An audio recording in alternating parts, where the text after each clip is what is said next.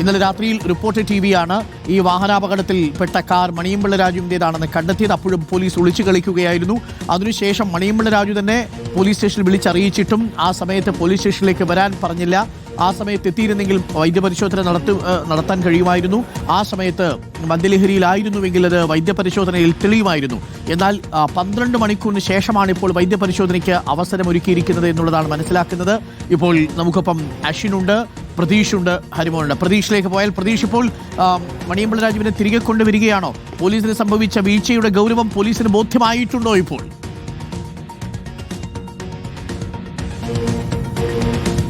Arunkumar, Thiruvananthapuram general ആശുപത്രിയിൽ വൈദ്യപരിശോധന പൂർത്തിയാക്കിയ ശേഷമാണ് മണിയൻപിള്ള രാജുവുമായി മ്യൂസിയം പോലീസ് തിരികെ പുറപ്പെട്ടത്. പക്ഷേ ഈ പോലീസിന്റെ നീക്കം എന്താണെന്ന കാര്യത്തിൽ ഒരു വ്യക്തതയില്ല. കാരണം ആദ്യം മ്യൂസിയം പോലീസ് സ്റ്റേഷനിലേക്കാണ് എത്തിക്കുക എന്ന് പറഞ്ഞിരുന്നു. പക്ഷേ ഈ മണിയൻപിള്ള രാജുവുമായി പോലീസ് കവടിയാർ ഭാഗത്തേക്ക് ആദ്യം പോയി. അതിനുശേഷം ഇപ്പോൾ വീണ്ടും കവടിയാർ ഭാഗത്ത് നിന്ന് വെള്ളയമ്പലം ഭാഗത്തേക്ക് മണിയൻപിള്ള രാജുവുമായി പോലീസ് എത്തിയിട്ടുണ്ട്. ആ ദൃശ്യങ്ങളാണ് നമുക്കിപ്പോൾ കാണാൻ കഴിയുന്നത്. കവടിയാർ ഭാഗത്താണ് മണിയൻപിള്ള രാജുവിന്റെ വീടുള്ളത്. വീട്ടിലേക്ക് പോകാനായിരുന്നു പോലീസിന്റെ ആദ്യ നീക്കം. പക്ഷേ മാധ്യമപ്രവർത്തകർ ഉള്ളതുകൊണ്ടാണോ എന്നറിയില്ല, ആ നീക്കം ഉപേക്ഷിച്ച് പോലീസ് വീണ്ടും തിരികെ മ്യൂസിയം സ്റ്റേഷന്റെ ഭാഗത്തേക്ക് നീങ്ങുകയാണ്.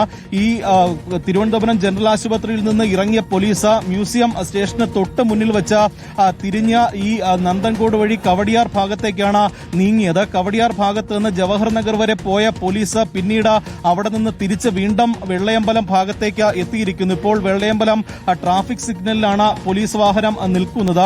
ഇനി മ്യൂസിയം പോലീസ് സ്റ്റേഷനിലേക്കാണോ എന്ന കാര്യത്തിൽ ഒരു വ്യക്തത, ഒരു സ്ഥിരീകരണം കൂടി വരാനുണ്ട്. ഈ അപകടം ഉണ്ടാക്കിയ വാഹനം കണ്ടെത്തേണ്ടതുണ്ട്. അതാണ് ഈ കേസുമായി ബന്ധപ്പെട്ട ഏറെ നിർണായകമായിട്ടുള്ള കാര്യം. അറസ്റ്റ് രേഖപ്പെടുത്തിയതോടുകൂടി തന്നെ ആ വാഹനം ഉടൻ കണ്ടെത്തും എന്നുള്ള വിശദീകരണമാണ് പോലീസ് നൽകിയിരിക്കുന്നത്. ഒപ്പം ഈ വാഹനം ഉടനെ ഹാജരാക്കുമെന്ന് മണിയൻപിള്ള രാജുവും പോലീസിനെ അറിയിച്ചിട്ടുണ്ട്. മാധ്യമപ്രവർത്തകരോടും മണിയൻപിള്ള രാജു പ്രതികരിച്ചത് അത്തരത്തിലായിരുന്നു. പക്ഷേ ആ വാഹനം എവിടെ എന്ന കാര്യത്തിലാണ് ഇപ്പോഴും സംശയം ബാക്കിയുള്ളത്. കാരണം അപകടം നടന്ന ആദ്യ മിനിറ്റുകളിൽ തന്നെ അപകടമുണ്ടാക്കിയ വാഹനം കസ്റ്റഡിയിലെടുക്കേണ്ടതാണ്.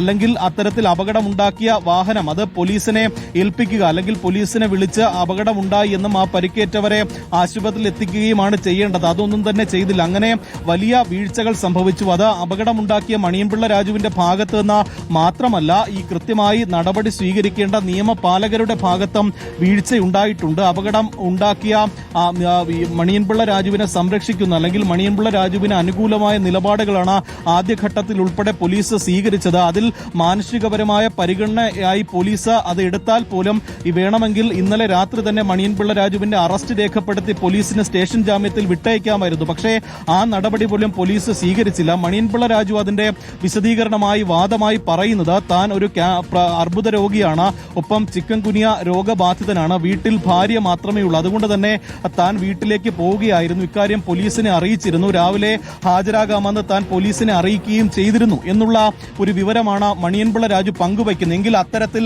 ഏതെങ്കിലും തരത്തിൽ മാനുഷിക പരിഗണന അർഹിക്കുന്നു എങ്കിൽ പോലും പോലീസിന് നിയമപരമായ നടപടികൾ ഇന്നലെ രാത്രി തന്നെ സ്വീകരിക്കാമായിരുന്നു. ആ നടപടികളൊന്നും തന്നെ പോലീസ് സ്വീകരിച്ചില്ല. ഇന്ന് രാവിലെ 9:30യോടുകൂടി, അതായത് ഈ അപകടം നടന്ന് 12 മണിക്കൂറിന് ശേഷം, കൃത്യം 12 മണിക്കൂറിന് ശേഷമാണ് മണിയൻപിള്ള രാജു പോലീസ് സ്റ്റേഷനിൽ ഹാജരാകുന്നതും ഒപ്പം നിയമ നടപടികളിലേക്ക് കടക്കുന്നതും വൈദ്യപരിശോധനയ്ക്ക് വിധേയനാകുകയും ചെയ്യുന്നു. അതുകൊണ്ട് തന്നെ വലിയ അട്ടിമറികൾ ഇക്കാര്യത്തിൽ നടന്നിട്ടുണ്ട്. പോലീസിന്റെ ഒരു ഉദാര സമീപനം ഇക്കാര്യത്തിൽ നടന്നിട്ടുണ്ട് എന്ന കാര്യത്തിൽ ഒരു തർക്കവുമില്ല. എന്തായാലും ഇപ്പോൾ ആദ്യ നീക്കം ഉപേക്ഷിച്ച പോലീസ് വീണ്ടും മ്യൂസിയം സ്റ്റേഷനിലെ ഭാഗത്തേക്ക് പോവുകയാണ്. അല്പസമയത്തിനകം തന്നെ, ഏതാനും നിമിഷങ്ങൾക്കുള്ളിൽ തന്നെ മ്യൂസിയം സ്റ്റേഷനിൽ മണിയൻപിള്ള രാജുവുമായി പോലീസ് എത്തും. അവിടെ വിശദമായി മൊഴി രേഖപ്പെടുത്തും എന്നതാണ് നമുക്ക് ഈ ഘട്ടത്തിൽ മനസ്സിലാക്കാൻ കഴിയുന്നത്. നേരത്തെ ഈ അറസ്റ്റ് രേഖപ്പെടുത്തിയിരുന്നു. അശ്രദ്ധമായി വാഹനം ഓടിച്ചു, ഒപ്പം അപകടമുണ്ടാക്കിയ ശേഷം നിർത്താതെ പോയി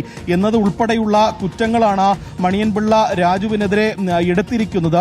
അതിൽ ഇനി സ്റ്റേഷൻ ജാമ്യത്തിൽ വിട്ടയക്കുമോ, അറസ്റ്റ് രേഖപ്പെടുത്തി സ്റ്റേഷൻ ജാമ്യത്തിൽ വിട്ടയക്കുമോ എന്നത് ഉൾപ്പെടെയുള്ള കാര്യങ്ങൾ ഇക്കാര്യത്തിൽ ഏറെ നിർണായകമാണ്. അതിൽ പോലീസ് എന്ത് നടപടി സ്വീകരിക്കും എന്നതാണ് ഇനി പ്രധാനമായും പ്രേക്ഷകരെയും അറിയേണ്ട കാര്യം. എന്തായാലും അല്പസമയത്തിനകം തന്നെ മണിയൻപിള്ള രാജുവുമായി മ്യൂസിയം പോലീസ് ഈ സ്റ്റേഷനിലെത്തും. പക്ഷേ അപ്പോഴും ഇപ്പോൾ ഉയരുന്ന ഒരു സംശയം, പിന്നെ എന്തിനാ ഈ കവടിയാർ ഭാഗത്തേക്ക് പോലീസ് പോയി? വൈദ്യപരിശോധനയ്ക്ക് ശേഷം മ്യൂസിയം പോലീസ് സ്റ്റേഷനിലേക്ക് എത്തിക്കുമെന്ന് പറഞ്ഞിരുന്നു. പക്ഷേ പിന്നീട് കവടിയാർ ഭാഗത്തേക്ക്, മണിയൻപിള്ള രാജുവിന്റെ വീടിന്റെ ഭാഗത്തേക്ക് പോയ പോലീസ് വാഹനം ആ വീടിന് തൊട്ട് സമീപത്ത് വെച്ച് ആ നീക്കം ഉപേക്ഷിച്ച് വീണ്ടും മ്യൂസിയം ഭാഗത്തേക്ക് തിരിച്ചു വന്നിരിക്കുന്നു എന്നതാണ് നമുക്ക് ഇപ്പോൾ മനസ്സിലാക്കാൻ കഴിയുന്നത്.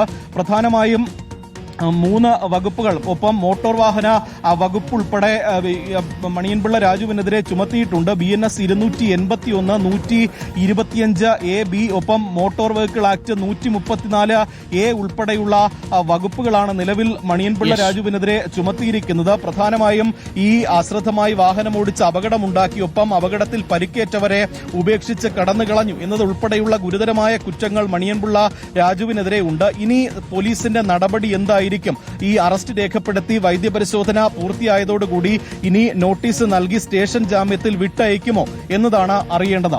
അരുൺകുമാർ. ഓക്കെ, വിവരം അറിഞ്ഞിട്ടും മണിയൻപിള്ള രാജുവിനെ കസ്റ്റഡിയിലെടുത്തില്ല എന്നുള്ളതാണ് ആദ്യത്തെ വീഴ്ച. 2, വൈദ്യപരിശോധനയ്ക്ക് ഹാജരാക്കേണ്ട സമയം നീട്ടി നൽകി എന്നുള്ളതാണ്. 12 മണിക്കൂർ സമയമെടുത്തു എന്നുള്ളതാണ്. 3-മത്തത് വാഹനം ഇതുവരെയും കസ്റ്റഡിയിലെടുത്തിട്ടില്ല എന്നുള്ളതാണ്. അപകടകരമായി വാഹനം ഓടിച്ച് 2 ചെറുപ്പക്കാരുടെ മോട്ടോർ ബൈക്കിൽ ഇടിച്ച് തെറിപ്പിച്ച് അവരെ ആശുപത്രിയിൽ കൊണ്ടുപോകാതെ ആ സ്ഥലത്ത് നിന്ന് കടന്നു കളഞ്ഞു എന്നുള്ളതാണ് ഗുരുതരമായ ഒരു കുറ്റം. ഇപ്പോൾ നമുക്ക് വാഷ്യൻ കൂടിയുണ്ട്. ഇപ്പോൾ മ്യൂസിയം പോലീസ് സ്റ്റേഷനിലേക്ക് വീണ്ടും മണിയൻപിള്ള രാജുവിനെയും കൊണ്ട് പോലീസ് വാഹനം എത്തിച്ചേരുന്നതിന്റെ ദൃശ്യങ്ങളാണ് പ്രേക്ഷകർ ഇപ്പോൾ കാണുന്നത്.